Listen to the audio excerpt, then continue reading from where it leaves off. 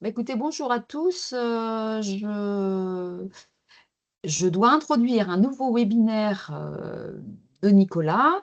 Donc, vous avez l'habitude de l'écouter. Soit il va, donc ce webinaire va compléter les précédents webinaires. Si vous ne les avez pas vus, vous pouvez les revoir en replay. Ils sont disponibles sur la chaîne d'Interloire.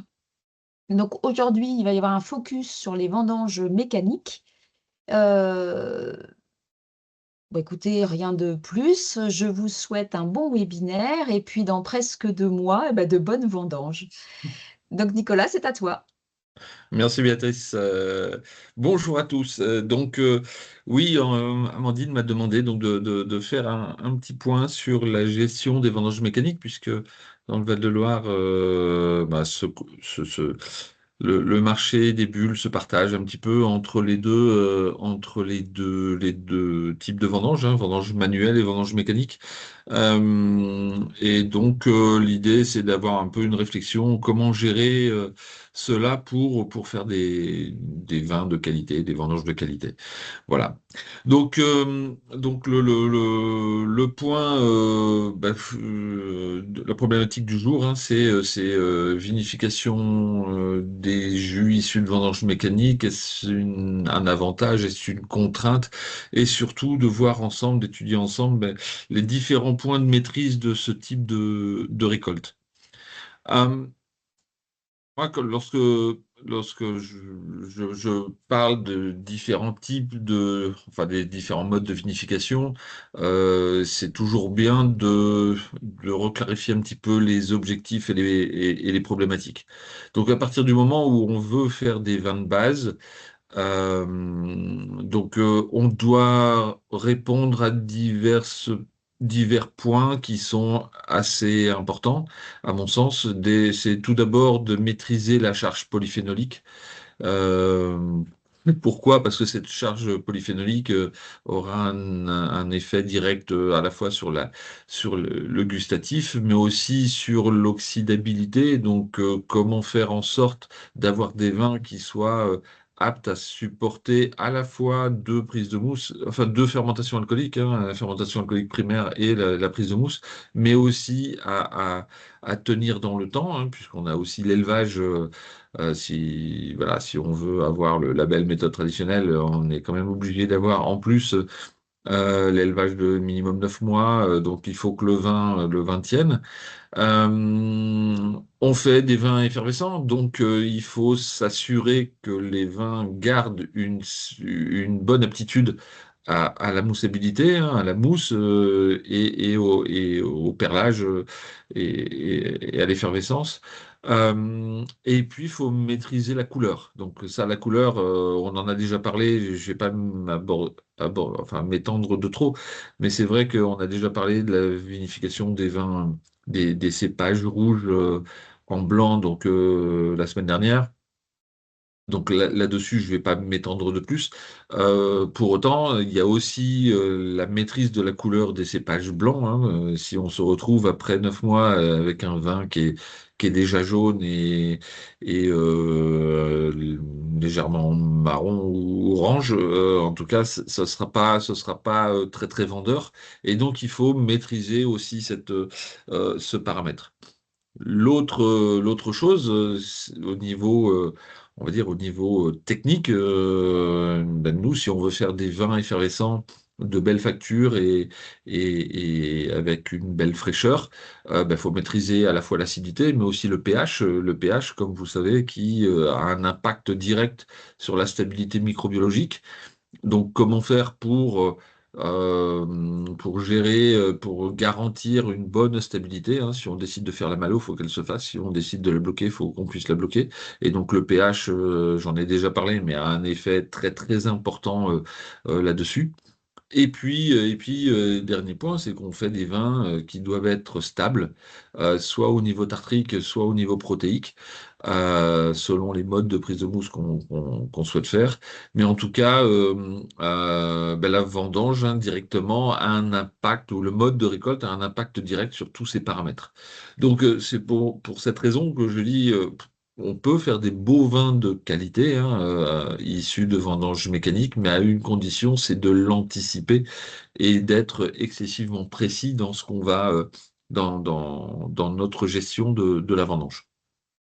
Alors, si on veut optimiser la qualité de la vendange mécanique et tout en répondant aux 7 points précédents, bah, il faut aussi travailler sur la récolte et préparer la récolte. Euh, L'homogénéité de la vendange sur pied, c'est vraiment une question centrale. Pourquoi? Parce que bah, autant lorsqu'on fait une vendange manuelle, on peut demander aux vendangeurs de choisir les grappes, éventuellement de les trier. Là, lorsqu'on est en vendange mécanique, c'est clair que cette, c'est un point critique puisque là, plus ou moins, la machine va récupérer un petit peu tout ce qu'il y a sur le pied. Il y a aussi la nécessité d'avoir une bonne accessibilité des raisins. Hein. Donc, si on a des raisins qui sont bien accessibles, la vendange sera de qualité. Si on a des raisins qui sont répartis un peu n'importe comment et avec un niveau un feuillage très important, forcément, on va réduire l'accessibilité et ce sera plus compliqué. Et puis la vendange, je mets la vendange en question parce qu'en fait, aussi une grosse question d'organisation. Donc, si on parle de l'homogénéité, euh, particulièrement, c'est clair que la vendange, elle peut être hétérogène par rapport à la maturité et par rapport à l'état sanitaire. Alors je dirais, quand on est simplement sur une question de maturité ou de floraison très longue qui implique derrière une récolte hétérogène par rapport à sa maturité, là, on va pouvoir gérer le tri, je mets des guillemets à ça, le tri de la vendange, soit par rapport à la vitesse d'avancement de la machine, soit par rapport au battage, à la, euh, à la fréquence de battage. Donc ça, on va pouvoir peut-être gérer un petit peu les choses, on va dire mécaniquement. Par contre, au niveau de l'état sanitaire, là, c'est beaucoup plus compliqué.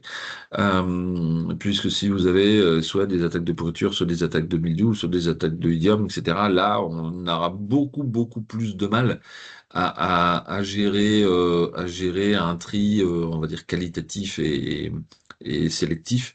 Et donc là, dans ce cas-là, la seule façon efficace, c'est de passer en amont, et donc là, pour le coup, c'est un travail manuel, de passer en amont pour éliminer les grappes les plus touchées, les grappes hétérogènes, de façon à ne laisser qu'une vendange qualitative sur pied avant le passage de la machine. Donc ça, moi j'ai plusieurs clients qui le font. C'est un travail, mais ça permet dans tous les cas d'optimiser réellement la qualité de la vendange. Là, ensuite, l'autre problématique dont on parlait, c'était l'accessibilité des raisins. Donc là, clairement, c'est selon la conduite de la vigne, hein. Donc, une parcelle qui doit être vendangée mécaniquement, c'est quelque chose qui s'anticipe, hein, clairement au moment de la taille, enfin déjà au moment de l'installation de la parcelle, mais ensuite au moment de la taille, de l'ébourgeonnage, etc. Et bien sûr, avec un effeuillage pardon, en amont de la récolte, donc peut-être après floraison, mais dans tous les cas, 24 heures au plus avant récolte. Donc ça permet bah, de faciliter le badage de la vendange et puis d'éliminer tous les corps étrangers. Alors je sais que maintenant, les machines à vendanger sont équipées de systèmes pour éliminer les feuilles, etc., etc. Très bien. Pour autant, si la récolte est plus accessible, on va pouvoir battre sur des fréquences plus faibles et donc avoir un rendu de la récolte beaucoup plus beau et beaucoup plus propre. Hein. donc encore une fois, pour moi, c'est quelque chose qui se prépare, hein. La vendange mécanique, c'est pas quelque chose qu'on prend en extrême urgence. C'est quelque chose que normalement on travaille en amont. Hein. Donc après, la conduite de la machine, vous avez tous plus d'expérience que moi là-dessus. Et en tout cas, vous savez très bien, et ça c'est très clair, que certains cépages sont beaucoup plus aptes à être récoltés mécaniquement euh, que lorsqu'on est sur des maturités trop avancées. En fait, on a plutôt tendance à avoir comment euh, une espèce de soupe plutôt que des grains qui restent intègres, et avec des taux de jus, des taux d'écoulement de jus plus importants. Donc, moi,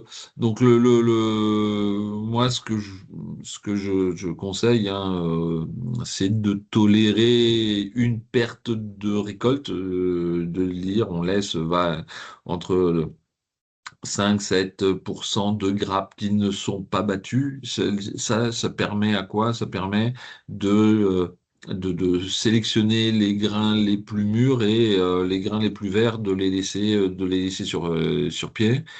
Et puis d'adapter la vitesse de récolte bah, selon le cépage et selon les conditions.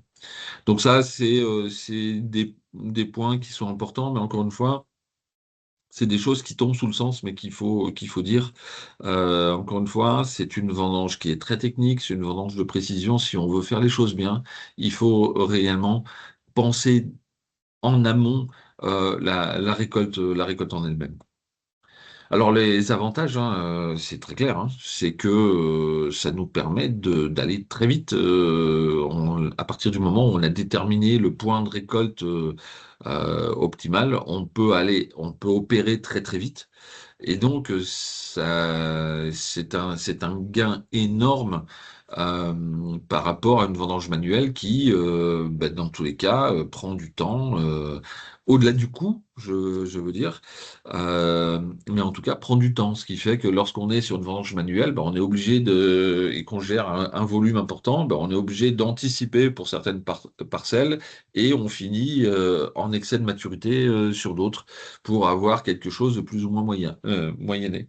Donc c'est vrai qu'avec la vendange mécanique, c'est une solution intéressante parce que on peut travailler la nuit, on peut travailler le matin, on peut travailler quand on veut, et avec un rendement et une rapidité, une efficacité optimale, on va dire. En revanche, donc comme on disait, c'est que il y a des contraintes. Il y a des avantages, mais il y a aussi des contraintes. Et ces contraintes, c'est quoi? C'est qu'une vendange, comme je disais, c'est pas une solution de repli au dernier moment. Ça doit être anticipé dès la taille.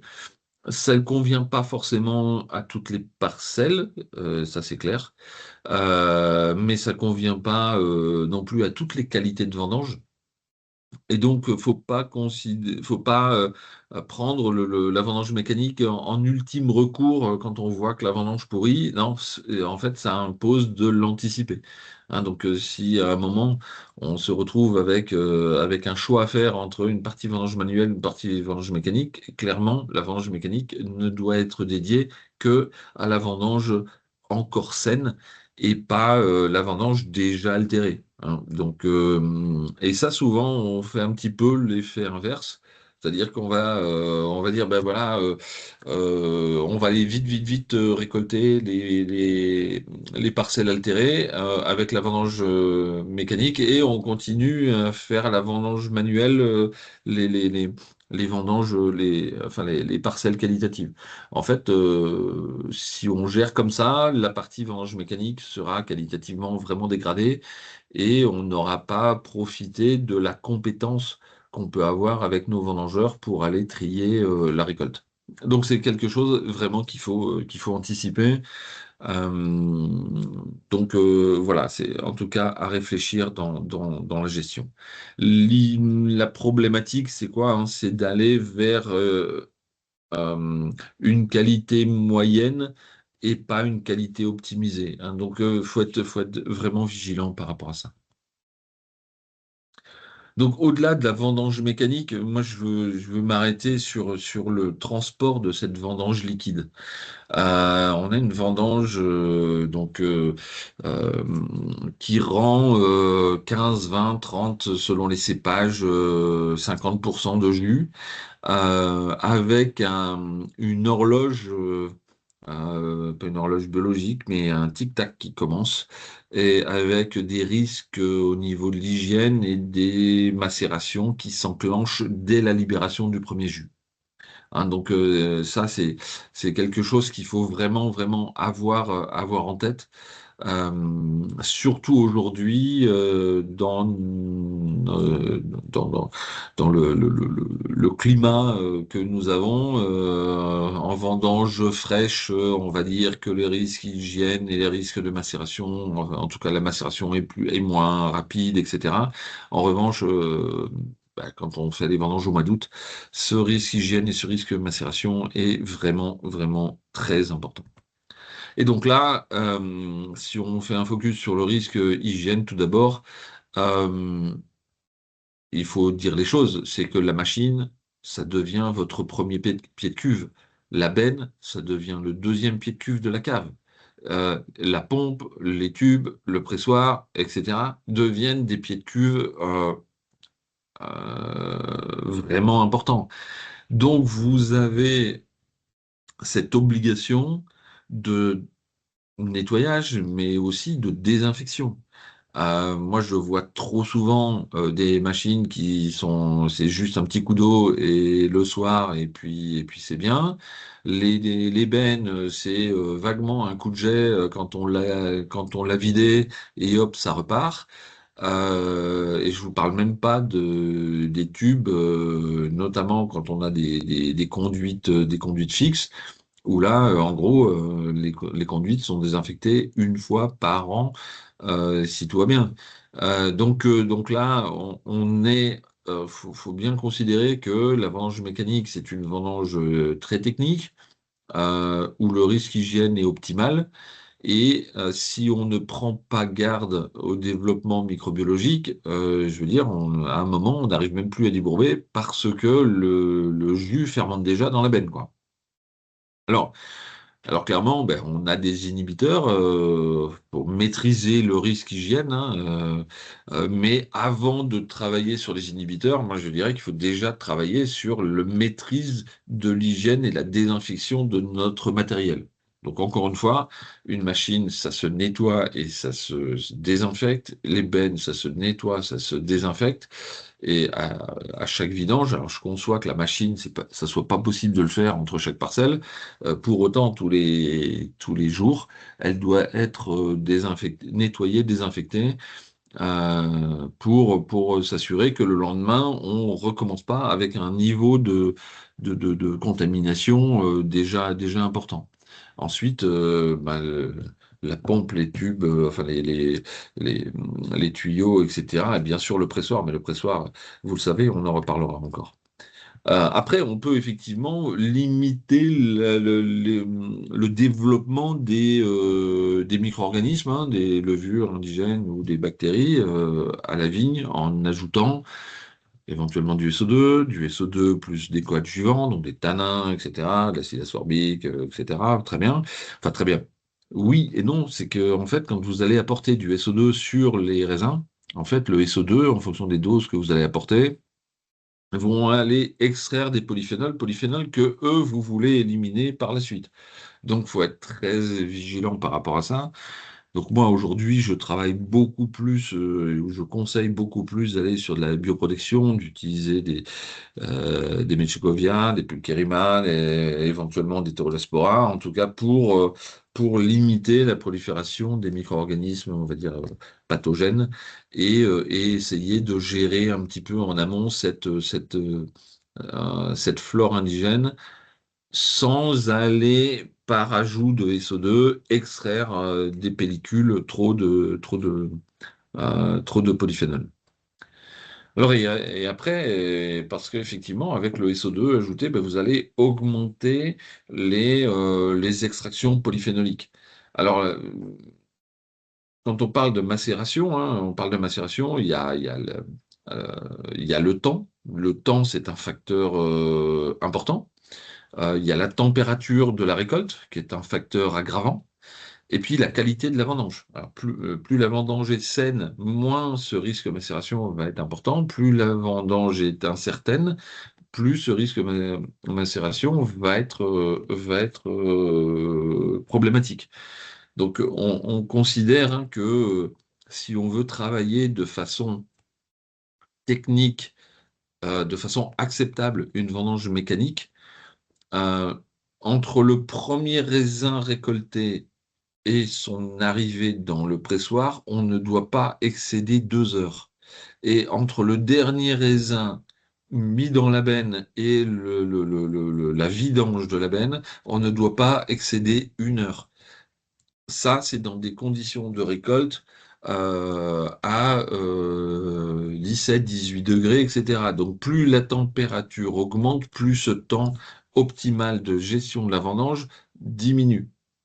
Donc, faut que les choses soient très claires. Quand on parle de vendange mécanique, le temps joue contre nous. Donc, il faut que tout soit vraiment euh, cadré de façon à diminuer ces temps de transport. Ça veut dire clairement que si vous avez des parcelles qui sont à 15 km de la cave, la vendange mécanique, ce n'est pas une solution qualitative pour gérer votre vendange. La vendange mécanique, c'est quelque chose, enfin, ça doit être géré, c'est une vendange de proximité. Ça peut pas être une vendange de longue distance. Ça, c'est quelque chose qui est clair, qui est admis par tout le monde.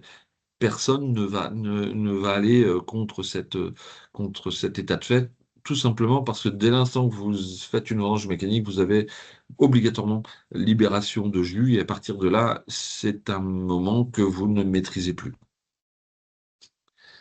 Alors, l'intérêt de la vendange mécanique par rapport au transport, l'avantage essentiel, c'est quoi? C'est qu'on va monopoliser très peu de personnel, hein, puisque vous avez un chauffeur de tracteur avec sa benne et c'est tout. Et puis, de la même façon que vous pouvez vendanger la nuit, vous pouvez aussi transporter vos raisins la nuit, plutôt à la fraîche, et donc ça, c'est plutôt bien. Par contre, l'hygiène, c'est un point excessivement critique sur les bennes. C'est quelque chose de très, très problématique. Et donc, ça impose quoi? Ça impose de calibrer l'ensemble de la chaîne de vendange pour limiter tous les temps morts. Ça, c'est quelque chose qui est très important. Vous savez que vous avez un quart d'heure de transport entre votre parcelle ou 20 minutes de transport entre votre parcelle et et la cave, plus 20 minutes le temps une demi-heure, le temps de vider et de nettoyer, désinfecter votre benne. Ça veut dire que vous devez au minimum avoir 3 bennes pour pour que votre vendange ne s'arrête pas et de façon à pouvoir avoir un apport quasi continu de raisin à la cave, de façon à remplir votre pressoir et pouvoir le lancer au plus vite. Donc, euh, donc ça c'est très important, c'est d'avoir cette vision où on doit avoir un flux continu entre comment, la machine la vendangeuse, le transport et le remplissage du pressoir. Alors, il y a une solution qualitative hein, au niveau du transport, c'est d'utiliser des bennes à double fond. Alors ces bennes à double fond, leur gros intérêt, c'est le suivant, c'est qu'on va avoir une séparation excessivement rapide des jus, puisque dès l'instant que vous allez benner votre machine à vendanger, en fait, aussitôt, le jus va se séparer de vos grumes, et donc ça va vous permettre de limiter les phases de macération. Euh, L'autre point, c'est que va vous permettre aussi d'avoir une gestion différente de l'oxydation ou de la macération et de la maîtrise de l'état sanitaire entre votre jus qui sera dans le double fond et vos grumes qui resteront séparés. Donc là, on va pouvoir travailler effectivement sur de la bioprotection sur les baies et sulfiter les jus qui, eux, ne seront pas en contact justement avec les baies. Donc on n'aura pas de risque d'aller augmenter l'extraction de polyphénol. Donc là, c'est quelque chose qui est vraiment intéressant. Ça devrait être dans les AOP, clairement, une obligation de pouvoir avoir cette séparation immédiate des jus, de façon à pouvoir effectivement limiter les phénomènes d'extraction et de macération, donc d'extraction de polyphénol et de macération. L'autre point, forcément, on continue un peu le process, hein, on arrive à la cave et on remplit le pressoir. Très bien. Alors, on remplit le pressoir. Alors, beaucoup qui sont adaptés, enfin, pour les vendanges mécaniques, ben, ont possibilité de remplissage en axial.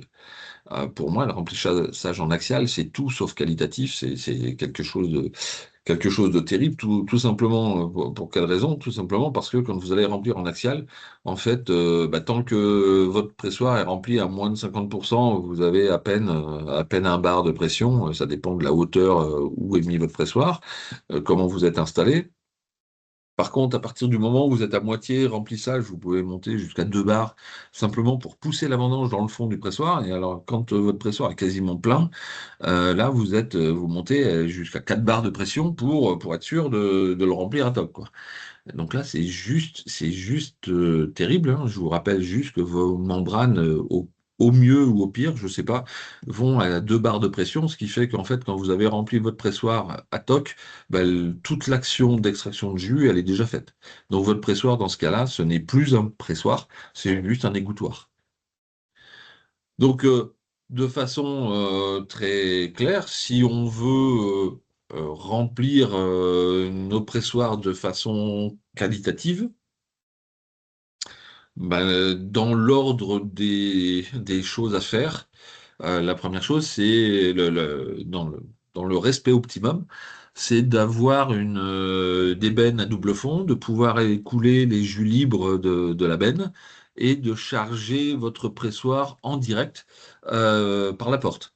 Donc ça impose quoi? Ça impose d'avoir soit un pressoir ben, enterré ou semi-enterré de façon à ce que votre benne puisse se décharger directement par la porte, ou bien d'avoir une benne élévatrice qui va vous permettre d'atteindre la porte pour décharger directement dans votre pressoir. Alors si vous n'avez pas de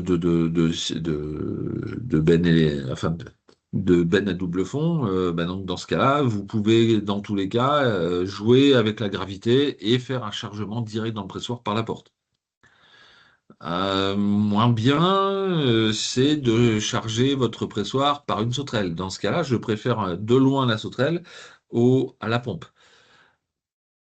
Enfin, c'est pas enfin. Ensuite, bah, c'est chargement par pompage parce que votre benne est équipée d'une pompe et donc elle n'est pas élévatrice, etc. Donc vous êtes obligé de pomper. Donc vous allez charger votre pressoir par pompage, mais par la porte. Plus mauvais encore, c'est le chargement, dont je disais, axial par pompage. Mais il y a pire, c'est de faire un chargement axial par pompage et en faisant tourner votre pressoir. Donc là, on n'est plus très honnêtement sur les points 5 et 6. Votre pressoir, faut pas appeler ça un pressoir, faut appeler ça un égouttoir. Et là, très clairement, le niveau de rendu qualitatif est plus que aléatoire. Et donc, si vous êtes dans ce cas-là, sachez que si vous prenez les points 1, 2, 3, 4, vous allez avoir une augmentation qualitative de vos produits. Ce sera automatique et c'est relativement simple finalement de gérer, enfin d'avoir une amélioration qualitative. Encore une fois, et je le répète parce que c'est quelque chose de très important, c'est faut limiter à 2 heures maxi le temps entre les premiers raisins récoltés et la mise en route du pressoir. Donc, et maximum 1 heure après le dernier raisin récolté. Donc ça a une influence directe. C'est la taille de vos pressoirs. Il faut impérativement avoir une capacité de récolte qui soit adaptée euh, à la taille de vos pressoirs. Donc en gros, on va préférer dans ce cas-là avoir des plus petits pressoirs pour dire on a une benne, éventuellement deux qui rentrent dans le pressoir et on met en route.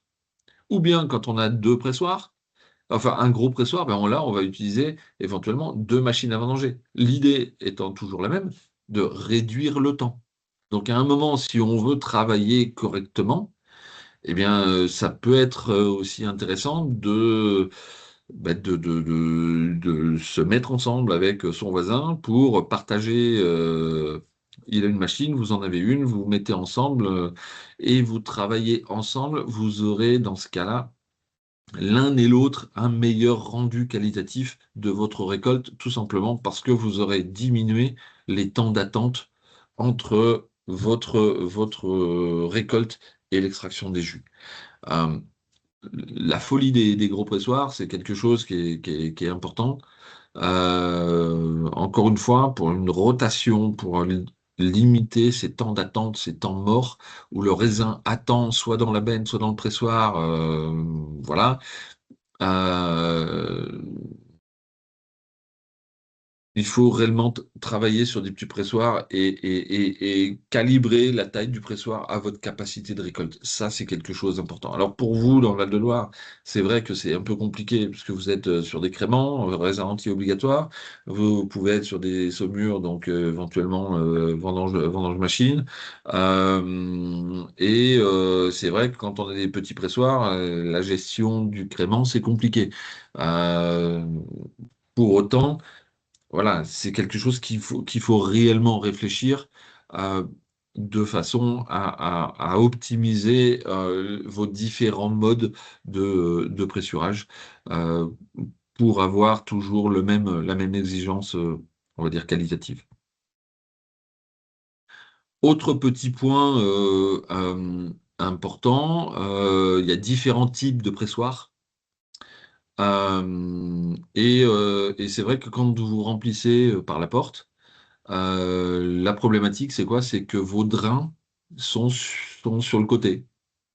Donc, ce qui fait qu'on a toujours un volume mort de jus au milieu enfin, au fond du pressoir. Et donc, beaucoup d'entre vous me disent, ah oui, mais donc on est obligé de faire au moins du rocking, si ce n'est un tour, pour que le jus puisse s'écouler entre deux bennes, etc., etc. Oui, vous avez aussi une autre solution, c'est de mettre le pressoir, d'incliner légèrement le pressoir de façon à ce qu'il y ait un voire deux drains qui soient en permanence en bas, de façon à ce que le jus s'écoule de façon plus continue, sans pour autant avoir la nécessité de faire des tours de pressoir. Donc ça, c'est vrai pour pour les pressoirs comment à drain ou cage ajourée, comme là, ou alors dans votre réflexion, euh, si vous devez investir sur un pressoir et que vous faites énormément de vendanges mécaniques, ben, d'aller sur des pressoirs qui vous permettent d'avoir des écoulements complets portant haut de l'ensemble des jus. Et donc dans ce cas-là, on est sur des pressoirs de ce type-là, à double membrane, où la porte est en haut. Vous pouvez remplir votre pressoir par la porte et 100% du jus qui rentre dans le pressoir s'écoule sans aucune trituration, sans rocking, sans faire de tour de pressoir, etc. Donc, euh, encore une fois, la vendange mécanique, c'est une vendange qui est intéressante, mais c'est une vendange qui s'anticipe, qui s'organise, qui s'anticipe et qui techniquement, on a besoin de gérer le flux et d'optimiser cette gestion du flux pour réduire les temps d'attente de la vendange avant extraction des jus.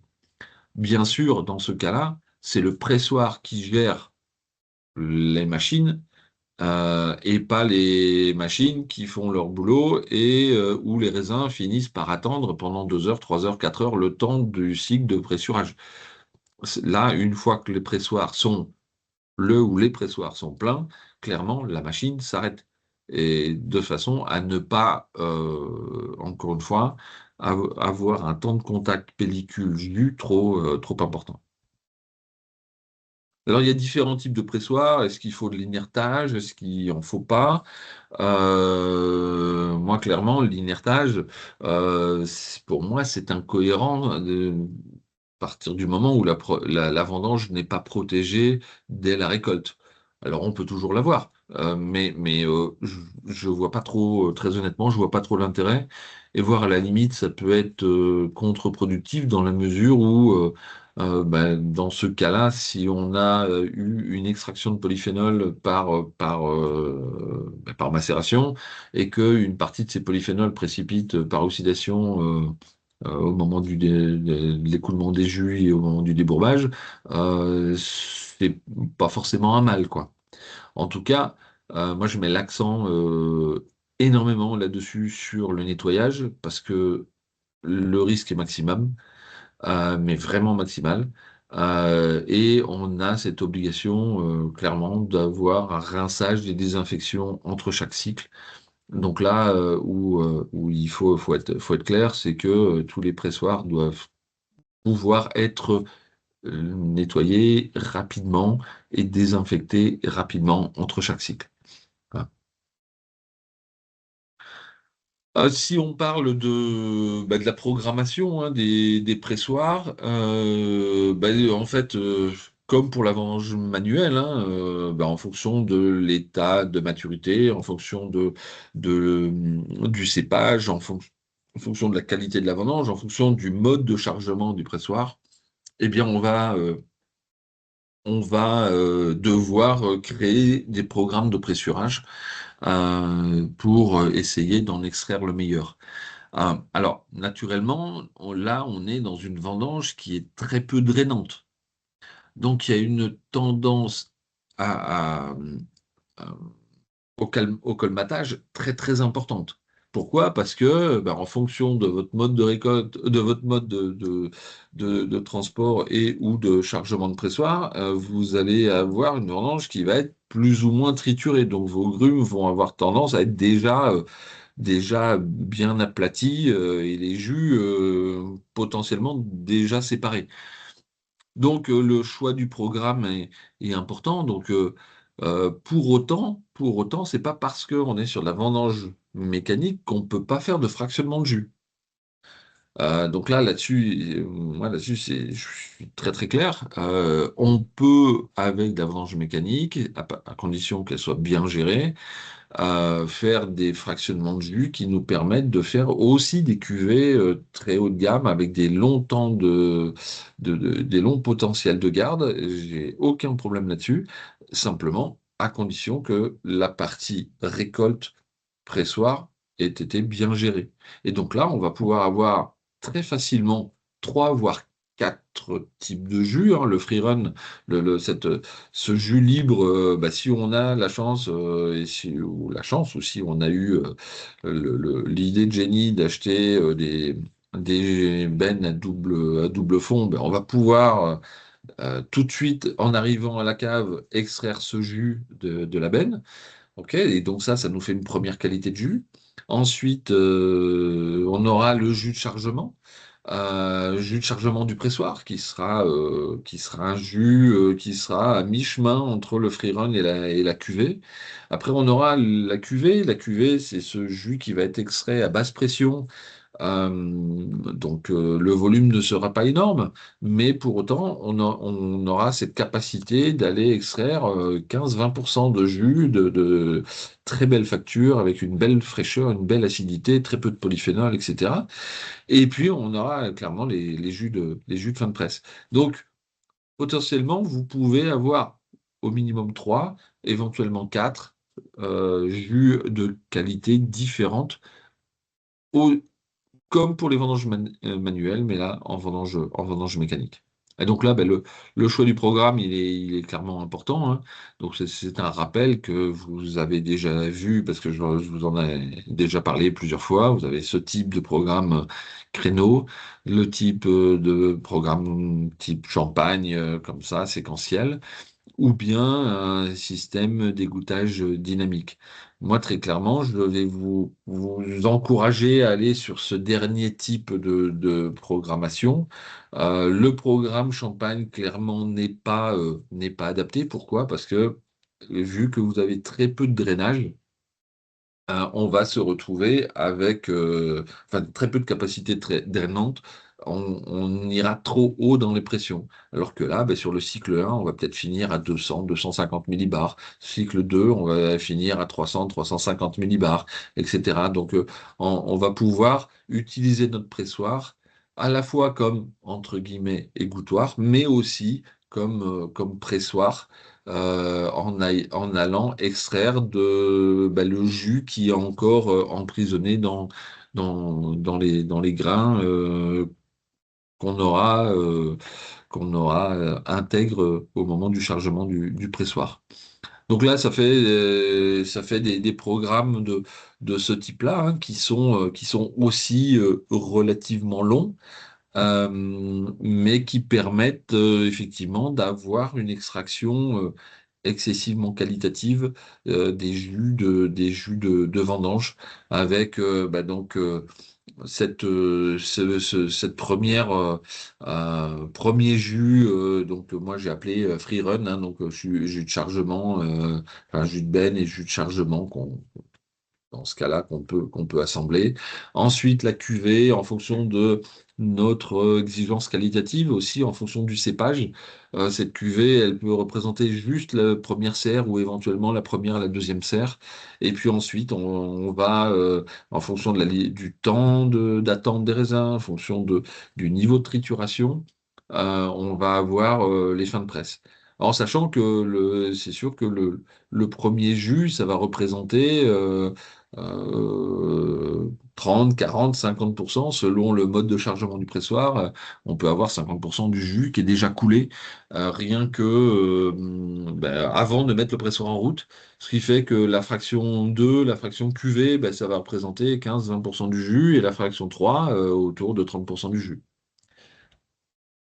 Et donc, et ces jus, hein, de façon très claire, alors on aura moins de différence que pour les vendanges manuelles, hein, puisque, comme on a dit au début en introduction, ben, on va avoir une récolte un peu plus moyennée, hein, on va avoir du mal à aller extraire le meilleur de chaque chose puisque tout est un petit peu déjà un peu mélangé. Pour autant, on va être capable d'avoir des belles variations par rapport au pH, des belles variations par rapport à l'acidité totale, mais et surtout, et ça vous allez le voir très très facilement, par rapport à la turbidité, où les premiers jus, les jus de benne vont avoir tendance à être et de chargement relativement turbides. Ensuite, parce que vous gérez bien votre pressoir, parce que vous faites peu de rotation de pressoir, on va pouvoir avoir des turbidités relativement faibles avant qu'elles remontent, parce que au fur et à mesure, à la fin, on va être de toute façon obligé de faire des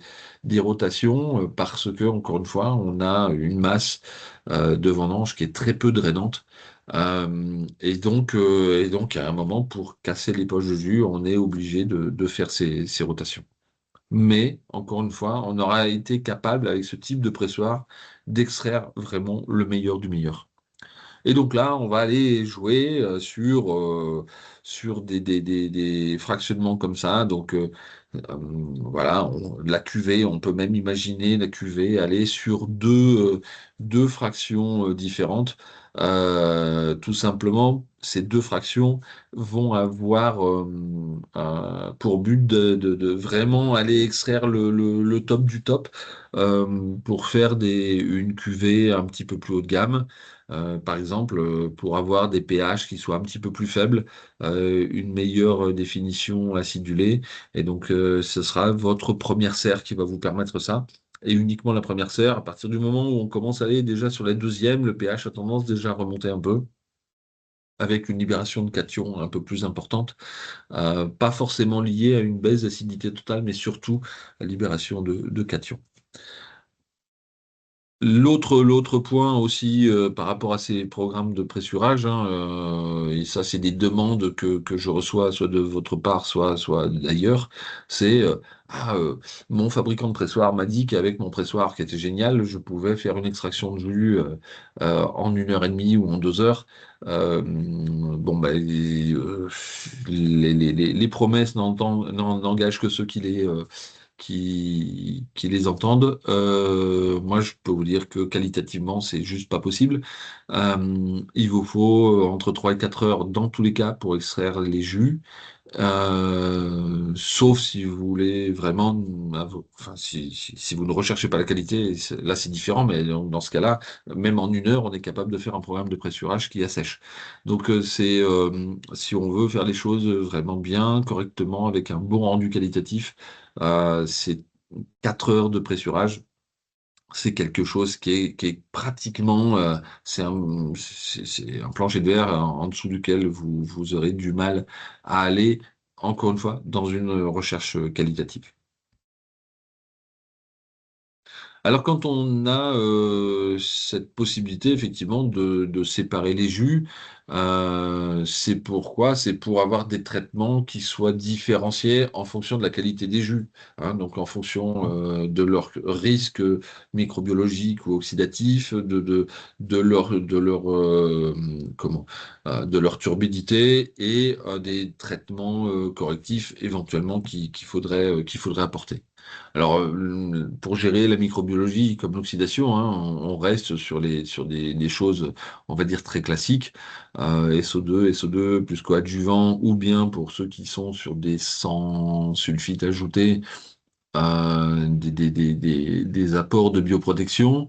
Donc, la bioprotection, bah, ça va vous permettre de laisser le jus en phase oxydative et d'avoir tout en maîtrisant le développement de micro-organismes pathogènes, comment, euh, d'avoir aussi une phase d'oxydation ménagée, on va dire, des polyphénols. Au niveau de la clarification, en fait, vous savez, il y a deux modes hein, de clarification, hein, soit une clarification statique, soit par flottation. Là, très honnêtement, pour les vendanges machines, moi, je vais conseiller très fortement la flottation. Pourquoi? Parce que, comme j'ai dit depuis le départ, hein, à partir du moment où vous récoltez, vous avez le tic-tac qui commence. Ça veut dire qu'à partir du moment où vous avez la libération du premier jus, ben, au niveau des micro-organismes, ça se développe, les phénomènes d'oxydation prennent la main, et donc plus ce temps va être court avant mise en fermentation, plus on va maîtriser les choses. Donc si on reste sur un schéma comme pour la vendange manuelle, hein, la vendange manuelle, en gros, vous mettez dans le pressoir, vous avez votre 4 heures de temps de pressurage et ensuite vous avez 8 heures de clarification par sédimentation en statique et vous faites votre débourbage et vous mettez en fermentation. Très bien. Donc en gros, entre le premier jus écoulé et votre débourbage, vous êtes entre 8 et 10-12 heures, on va dire entre 8 et 12 heures. Voilà, avant mise en fermentation. Eh bien, nous, le chronomètre en vendange machine, il commence pas au pressoir, en fait, il commence à la vigne. Donc, si vous considérez que à la vigne, dès que vous mettez votre machine à vendanger, le chronomètre se met en route, vous allez avoir 2 heures, grosso modo, de récolte avant de charger votre pressoir, si on travaille bien. Vous allez avoir 4 heures de temps de pressurage, on est à 6 heures. Et ensuite, pour vous enzymer, vous flottez, vous allez avoir encore 2 heures de temps de flocculation avant de pouvoir flotter plus 1 heure de flottation. En gros, on arrive sur un cycle de 8 à 10 heures. Et donc, on se retrouve finalement dans les mêmes, en cas de flottation, de clarification par flottation, on va se retrouver plus ou moins dans le même temps, le même risque, on va dire, que pour une vendange manuelle. Et là, ça nous permet réellement de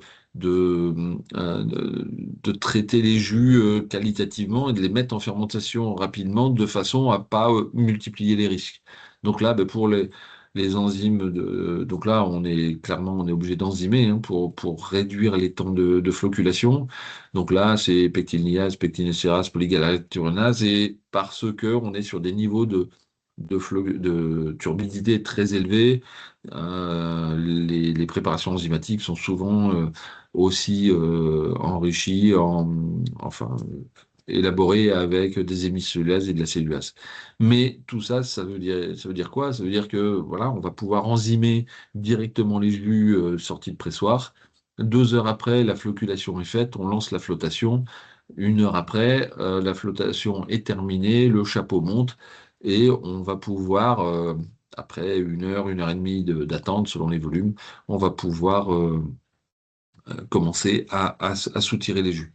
Donc, et encore une fois, ça nous permet quoi?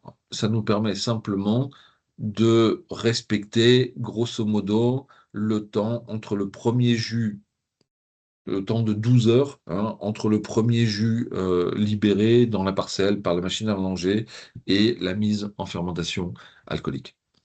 Après, c'est pas parce que vous faites de la flottation que vous pouvez pas faire de traitement correctif, hein, simplement, c'est ajouter au moment de la flottation et ça va vous permettre, dans ce cas-là, d'éliminer le plus vite possible les polyphénols.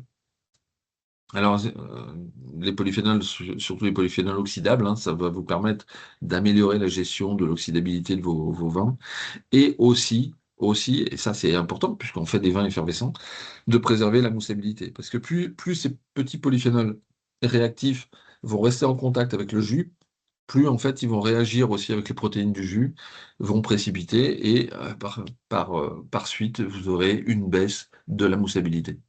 Donc ça c'est vraiment important de travailler vite et bien.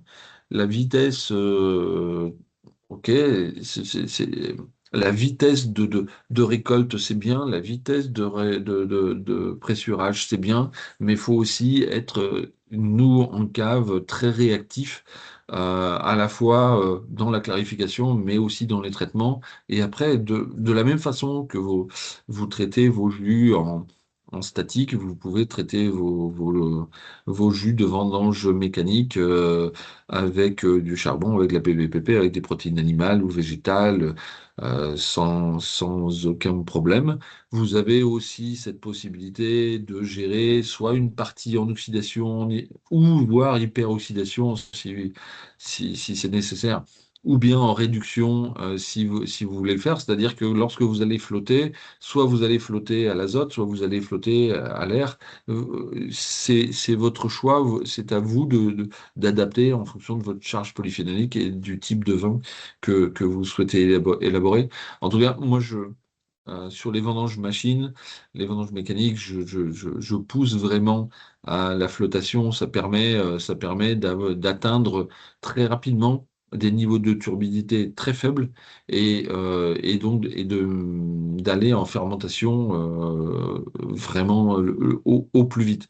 Imaginez si vous êtes en statique, vous rajoutez encore 12 heures à ces 5-6 heures à ces 6 heures dans le meilleur des cas. C'est-à-dire qu'en gros, entre le premier jus libéré à la vigne par la machine à vendanger et la mise en fermentation, au mieux, encore une fois, je dis bien au mieux, vous êtes à 24 heures.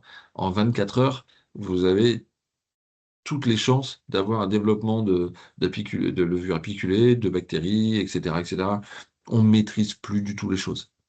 D'autant plus que euh, les pH vont avoir tendance à être beaucoup plus élevés en vendange mécanique en vendange machine, en vendange mécanique, pardon, qu'en vendange manuelle. Et donc, ce qui augmente encore la multiplication, enfin, la cinétique de multiplication des micro-organismes. Hein, donc, notre objectif, c'est 50 NTU à la mise en fermentation et grosso modo, entre le fin de pressurage et la mise en fermentation, le grand maxi, c'est 6 heures de temps. Donc je vous disais, une des spécificités aussi des des vendanges mécaniques, c'est leur richesse cationique, donc des pH qui ont tendance, pour une même acidité totale, des pH qui ont tendance à être un peu plus élevés, un peu plus élevés. Donc ça veut dire 0,10, 0,15, voire selon les cépages, 0,2 de plus que par rapport à une vendange manuelle. Donc ça veut dire quoi? Ça veut dire une grosse instabilité tartrique, mais ça veut dire aussi qu'on va perdre beaucoup d'acide tartrique pendant la vinification et pendant la stabilisation tartrique. Donc c'est quelque chose qu'il faut anticiper. Donc là, très clairement, aller tout de suite sur des apports d'acide tartrique en début de fermentation alcoolique, de façon à anticiper cette perte d'acide tartrique. Encore une fois, sinon vous allez vous retrouver avec des déséquilibres, avec plus d'acide malique que d'acide tartrique et des finales des finales de dégustation qui auront tendance à être amères en bouche. Hein, donc ça, c'est quelque chose qui est aussi intéressant à travailler, de le travailler très très en amont, hein, en sachant selon les terroirs et selon les... Ça, c'est l'autre point, hein, c'est qu'on aura plus de potassium, mais on risque aussi d'avoir plus de calcium. Et vous savez que la stabilisation calcique, ça devient un problème important pour tout le monde. Et donc, dans ce cas-là, c'est quelque chose qu'il faudra gérer fin de fermentation alcoolique, peut-être avec des ajouts d'acide tartrique racémique ou bien d'anticiper sur des stabilisations tartriques, soit avec ensemencement de tartrate de calcium ou froid, soit par électrodialyse, de façon à pouvoir tomber les deux cations avant mise en bouteille. Ensuite, parce que votre vendange, elle est plus triturée, vous risquez d'avoir des niveaux de protéines instables plus importants. C'est pas que vous risquez, c'est sûr, vous aurez un niveau de protéines instables plus important. Et donc là, il est aussi intéressant d'anticiper cette instabilité, surtout si vous devez, dans votre process, utiliser un inhibiteur de cristallisation type CMC, etc. Donc là, c'est aussi intéressant de l'anticiper dès la vendange, enfin dès la clarification, ou bien au pire pendant la fermentation alcoolique. L'autre spécificité importante, ça je vous l'ai déjà dit, hein, c'est plus de polyphénol oxydable, un niveau une stabilité redox un petit peu inférieure, voire très inférieure.